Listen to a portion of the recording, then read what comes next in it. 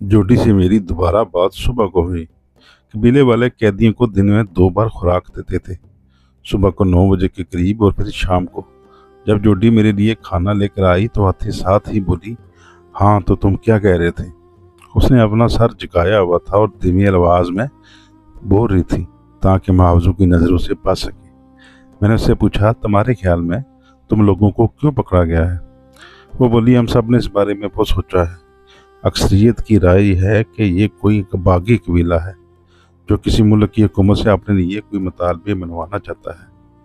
उसकी बात सुनकर मैं उसे देखता ही रह गया, मगर फिर मुझे ख्याल आया कि इन बेचारों का इसमें कोई कसूर नहीं है। ये लोग तरक्की याफ्ता मुल्क से तलक रखते थे, इसलिए ये ज़्यादा से ज़्यादा ऐसी ही बुरी सूरत हाल के बारे में सोच सकते थे। मैं सोच में पड़ गया कि इन्हें असल बात बतानी चाहिए या नहीं। हो सकता था कि असल बात ये लोग बर्दाश्त ही न कर पाएं और खौफजदा होकर कोई ऐसी हरकत कर जाएं जिसकी वजह से इन्हें वक्त से पहले ही कोई बड़ा नुकसान उठाना पड़ जाए। मगर फिर मैंने जोटी को सब कुछ बताने का फैसला कर लिया। उसके बाद जोटी की मर्जी थी कि वो किसी और को इस बारे में बताती या नहीं। वो इन लोगों को मेरे मेरे से बेहतर समझती थी। मुझे उसे असल बात से लाइलम रखना मुनासिब न लगा। मुझे खामोश देखकर जोटी ने सवारी नजरों से देखा। मैंने गहरी सांस ली और बोला, देखो जोटी, पहले वादा करो कि जो कुछ बताऊंगा इस पर ठंडे दिमाग से गौर करोगी। इसके अलावा बाकी को ये बात बतानी है या नहीं, इसका फैसला भी तुम ही करोगी। लेकिन अगर कोई असल बात सुनकर अपने हवास खो बैठा तो उसकी जिम्मेदारी भी तुम पर ही होगी, ठीक है। मेरी बात सुनकर वो चौंकी, मगर फिर उसने इस बात में सर हिला दिया। उसके बाद मैंने उसे कबीले के अकायद, सानी देवता के बारे में और आखिर में इन लोगों के कैद किए जाने के मकसद के बारे में बता दिया। मेरी बातें सुनकर खौफ से उसका रंग पीला पड़ गया। मैंने उसे वाजिया तौर पर उसका जिस्म कांपता हुआ महसूस किया। वो अपने आप पर काबू पाने की पूरी कोशिश कर रही थी। वो बिल्कुल खामोश हो गई। उसने मुझे खाना खिलाना भी बंद कर दिया। ये सूरत हाल हम दोनों के लिए खतरनाक भी हो सकती थी, इसलिए मैंने धीमे लेकिन सख्त लहजे में उसे पुकारा। वो चौंक कर मेरी तरफ देखने लगी। मैंने कहा, हाथ मत रोको, खिलाती रहो। वो अपने आवाज में लौट आई और नवाले मेरे मुंह में डालने लगी। थोड़ी देर बाद उसने अपने आप पर काबू पाया और बोली, लेकिन तुमने ये तो बताया ही नहीं कि तुम्हारे साथ ये ऐसा सलूक क्यों कर रहे हैं। मैं बोला, मेरे ख्याल में वो समझते हैं कि इन सब कुर्बानियों में मेरी कुर्बानी सबसे अहम है। अगर मैं किसी तरह इनके हाथ से निकल गया तो इनका सानी देवता को जगाने का अमल नामुकम्मल रह जाएगा। उसने फिर से सवाल कर दिया, लेकिन आखिर क्यों। मैंने कंधे झुकाए और बोला, मैं क्या कह सकता हूँ, बस इन लोगों के जाहिलाना अकायद ही होंगे। वो गहरी नज़रों से मुझे देखते हुए बोली, लिजा ने मुझे बताया था कि तुम्हारी जिस्मानी साख्त गैर मामूली है और अब मुझे भी ऐसा महसूस हो रहा है कि तुम कोई आम शख्स नहीं हो। मेरी बस एक ही दरख्वास्त है। इस बार उसका लहजा बहुत ही नरम था। वो अपनी बात जारी रखते हुए बोली, अगर मुमकिन हुआ तो हमें बचाने की कोशिश करना, और अगर सबको ना भी बचा सके तो जितनों को भी मुमकिन हुआ बचा लेना। उसका लहजा भीगता जा रहा था। मुझे अपने दिल पर बोझ महसूस होने लगा। उसने यकदम ही मुझसे उम्मीदें वाबस्ता कर ली थी। इसके बाद उसने मजीद कोई बात ना की और खाना खिलाने के बाद वापस चली गई। मैं अगर किसी तरह अपने आप को आज़ाद करवा लेता तो मुझे फ़ौरन ही यहाँ निकलने की कोशिश करनी थी, और अगर कोई मेरे साथ होता तो मेरा यहाँ से निकलना काफ़ी मुश्किल हो जाता। इसलिए इन लोगों की किसी भी किस्म की मदद करना मुमकिन ना था। इसके अलावा जानने के मुताबिक अब हमारे पास ज़्यादा वक्त भी ना था। अगर अगले चंद माह तक मैं अपने मकसद में कामयाबी हासिल न कर सका तो मेरी ज़िंदगी का खात्मा भी हो सकता था।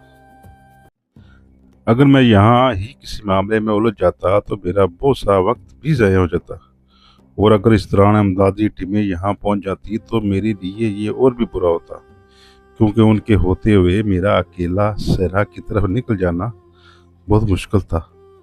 वो लोग तो हमें फ़ौरन ही यहाँ से निकाल कर करीबी शहरों में पहुँचा देते और मेरी सारी मेहनत बर्बाद हो जाती। मगर ये सब बाद की बातें थी। सबसे पहली और अहम बात, यहाँ से किसी तरह अपनी जान बचाकर निकलना था। لیکن اگلے دن صبح ناشتے کے وقت کچھ ایسا ہوا جس نے میرے خیالات بدل دیے، اور میرا دل ان قبائلیوں کی نفرت سے بھر گیا، اور میں نے کسی حد تک ان لوگوں کی مدد کرنے کا فیصلہ کر لیا۔ ان قیدیوں میں زیادہ تر یونیورسٹی کے طالب علم ہی تھے، جن کی تعداد 150 سے زیادہ ہی ہوگی۔ یہ لوگ ابھی اپنی عملی زندگی کا آغاز نہیں کر سکے تھے، جس کی وجہ سے انسان کے اندر ذمہ داری پیدا ہوتی ہے۔ وہی چیز انسان کے ذہن کو مضبوط بناتی ہے۔ اگر مختصر کہا جائے تو یہ سب لوگ ابھی بچے ہی تھے، اور اسی کے نتیجے میں مائیکل نامی ایک سفید فام لڑکے نے بے وقوفانہ حرکت کر ڈالی۔ اس نے کسی طرح اپنے ہاتھ کھول لیے، اور جب قبیلے کے لوگ انہیں ناشتہ دینے آئے تو مائیکل نے ان میں سے ایک کے ہاتھ سے رائفل چھیننے کی کوشش کی۔ رائفل اس کے ہاتھ میں آ بھی گئی، مگر وہ اسے چھین نہ سکا، اور جلد ہی ان لوگوں نے مائیکل کو قابو کر لیا اور اسے گھسیٹتے ہوئے باقی قیدیوں سے دور لے گئے۔ مائیکل کو اب ہیرو بننے کی کوشش بہت مہنگی پڑنے والی تھی۔ پہلے اداروں نے پہلے تو مائیکل کو خوب پیٹا اور مار مار کر اس کا برقص نکال دیا۔ مائیکل کے منہ اور ناک سے خون بہت تیزی سے بہہ رہا تھا۔ اب اس کے منہ سے کوئی آواز بھی نہیں نکل رہی تھی۔ وہ بالکل بے سود زمین پر پڑا ہوا تھا۔ تھوڑی ہی دیر بعد سردار حاکم بھی وہاں پہنچ گیا۔ ساری صورتحال جاننے کے بعد اس کا چہرہ غصے سے سرخ ہو گیا۔ اس نے پہلے سے ہی بے سود پڑے مائیکل کو مزید ایک زوردار لات چبھا دی۔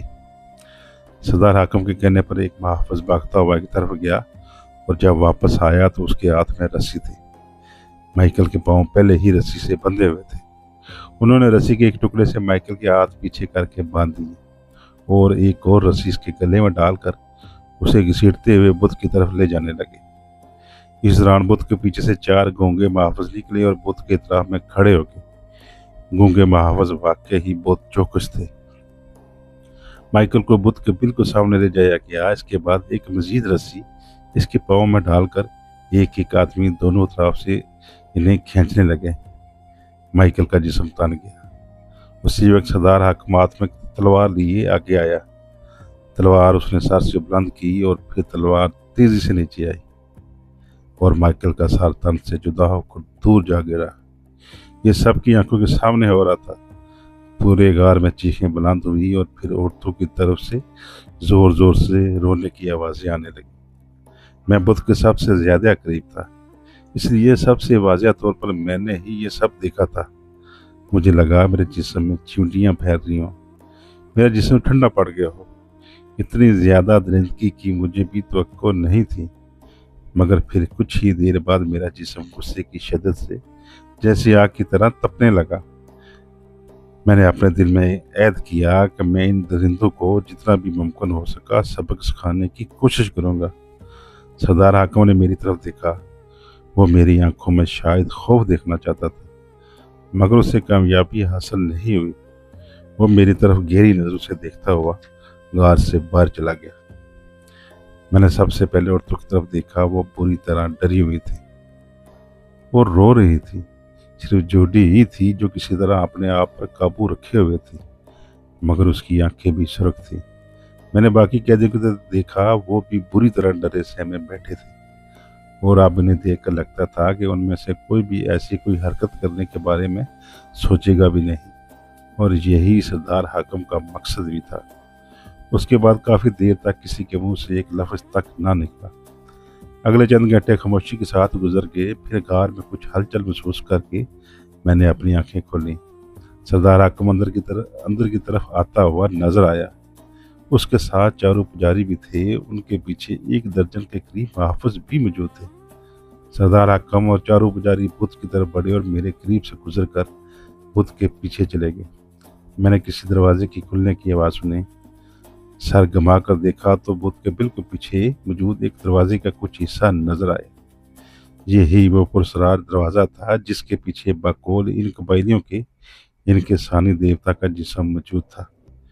کچھ دیر بعد وہ واپس آئے تو میں نے دیکھا صبور پجاری کے ہاتھ میں ایک قدیم طرز کا پیالہ تھا۔ سب پجاری منہ میں کچھ بدبدا رہے تھے، اور سب لوگ میرے ارد گرد آ کر کھڑے ہو گئے۔ میں الرٹ ہو گیا۔ صبور پجاری نے اپنی جیب سے जेब में हाथ डालकर एक छोटा सा चाकू निकाल लिया। मेरे दिल में ख्याल आया, क्या मेरा वक्त आ गया है? मगर अभी तो चांद ग्रहण में 1 या 2 दिन बाकी थे। सबूर पुजारी मेरे दाहिने तरफ बढ़ा और अपना हाथ मेरे बाजू की तरफ बढ़ाया। मैंने इन लोगों को गार के अंदर देखते ही वो छोटी सी आरी रिंग के अंदर पहले ही रख ली थी, इसलिए उस तरफ से मैं बेफिक्र था। सबूर पुजारी मेरे बाजू को दबाने लगा और फिर कुछ ही देर बाद मुझे अपने बाजू पर दर्द महसूस हुआ। मुझे लगा जैसे मेरी रग काटी गई हो और उसमें से खून निकाला जा रहा हो। मैंने सर घुमा कर देखा, ऐसा ही था। सबूर पुजारी प्याले में मेरा खून जमा कर रहा था। मैं गुस्से से खोल उठा। वो गिराकर बोला, सबूर पुजारी याद रखना, जितना खून तुम मेरे जिस्म से निकालोगे इससे 10 गुना ज्यादा मैं तुम्हारे जिस्म से निकालूंगा। मेरी बात सुनकर पुजारी कुछ डर सा गया। ये देखते हुए सरदार हाकिम ने एक गूंगे महफूज को इशारा किया। वो तेजी से सामने आकर खड़ा हो गया। उसके बाद उसने राइफल को नाल की तरफ से पकड़कर राइफल का बट जोर से मेरे सीने पर दे मारा। एक लम्हे के लिए मुझे अपना सांस रुकता हुआ महसूस हुआ, लेकिन फिर सब कुछ बदल गया। मैं जो पहले ही गुस्से से भरा हुआ था, इस हरकत पर बेकाबू हो गया। उन्होंने मेरे हाथ पीछे हथकड़ियों से बांधे हुए थे, दोनों टांगे भी बंधी हुई थी। इसके बाद मेरे सीने पर से रस्सी घुमा कर तने से बांधा गया था, मगर उनसे गलती हो गई थी। मेरे पाँव आपस में तो बंधे हुए थे, मगर तने के साथ नहीं बांधे गए थे, इसलिए मैं एक हाथ तक उनका इस्तेमाल कर सकता था। मैंने उसी का फायदा उठाया। मैंने अपना वजन सीने की रस्सी पर डालते हुए दोनों पाँव उठाकर पूरी कुव्वत के साथ सामने खड़े गूंगे महावज के पेट पर मार दिए। वो फुटबॉल की तरह उछलकर नहायत दूर जाकर गिरा। कुछ देर तक तो किसी को समझ ही नहीं आई कि हुआ क्या, और जब समझ आया तो पहले तो सब मुझसे कुछ दूर हुए, उसके बाद राइफलें मेरी तरफ सीधी कर ली। सरदार हाकिम समेत सब लोग गुस्से से खोर रहे थे और यूं लग रहा था कि किसी वक्त भी वो गोली चला देंगे। लेकिन सरदार हाकिम बहुत ही ठंडे मिजाज का साबित हुआ। उसने सबको राइफलें नीचे करने का हुक्म दिया। सब महाफिज गुस्से और डर दोनों की मिली जुली कैफियत में मुझे देख रहे थे। कुछ देर तक यही सूरत रही। फिर थोड़ी देर बाद सबूर पुजारी खून वाला प्याला लेकर कुछ पड़ता हुआ बुद्ध की तरफ बढ़ा तो सबकी तवज्जो उसकी तरफ होगी। सबूर पुजारी पहला हाथ में पकड़ा और घुटनों के बल बैठकर काफी देर तक बुद्ध के सामने कुछ पढ़ता रहा। उसके बाद वो उठा और प्याला हाथ में पकड़कर पीछे मौजूद दरवाजे से अंदर चला गया। वहां से इसकी आवाजें बाहर तक आ रही थी। वो बड़े जोश के साथ ऊंची आवाज में कुछ पढ़ रहा था। 2 घंटों तक ये सिलसिला जारी रहा। फिर वो लोग गार से बाहर निकल गए। उस वक्त गार में मौजूद हर शख्स, चाहे वो कैदी हो या महाफिज, सबकी निगाहों का मरकज मैं ही था। मैंने अपनी आंखें बंद कर ली और अपने दिमाग से हर किस्म के ख्यालात को बाहर निकाल दिया। मैं अपने आप को मुकम्मल सुकून देना चाहता था। शाम को खाने के बाद जोटी ही मेरे पास आई, मगर उसने मुझसे कोई खास बात ना की और खाना खिलाकर खामोशी से वापस चले गई। शायद वो माइकल वाला वाकया जो अभी ताज़ा ही था, इसकी वजह से वो दुखी थी। वक्त तेजी से गुजरा और आखिरकार वो दिन आ ही गया जो इन कबालियों के मुताबिक सानी देवता के जागने का दिन था, जिसका ये कबीला सदियों से इंतजार कर रहा था। चांद ग्रहण रात को किसी वक्त लगना था, मगर चारों पुजारी सुबह से ही बुद्ध के सामने आकर बैठ गए थे और मुंह ही मुंह में कुछ बुद्ध बता रहे थे। आज मैंने पहली बार 12 गूंगे महफूजों को एक साथ देखा था। ये सब के सब तवील कामत और ठोस जिस्मों के मालिक थे। दरिंदगी इनकी आंखों से झलकती थी। ये लोग वाकई ही चुने हुए लग रहे थे। आज ये गूंगे महफूज चाक व चौमुद हालत में दरवाजे और बुद्ध के इर्द गिर्द खड़े थे। उनके हाथों में राइफलें थी और कमर पर छोटे साइज की तलवारें भी बंधी हुई थी। कबीले के लोग आज बहुत मसरूफ थे। गार की सफाई की जा रही थी और कैदियों को गार के एक कोने में बैठा दिया गया था। हर सरदार हाकिम भी बहुत मसरूफ नजर आ रहा था। वो बार बार गार के अंदर आता और मुख्तलिफ हदायत जारी करता। गार के मुख्तलिफ हिस्सों में चक्कर लगाता। आज का दिन कबीले वालों के लिए बहुत अहम था और वो भरपूर तरीके से इसकी तैयारियां कर रहे थे। जब कैदियों के लिए नाश्ता लाया गया तो उसी वक्त میں نے لالا کو غار کے اندر داخل ہوتے دیکھا۔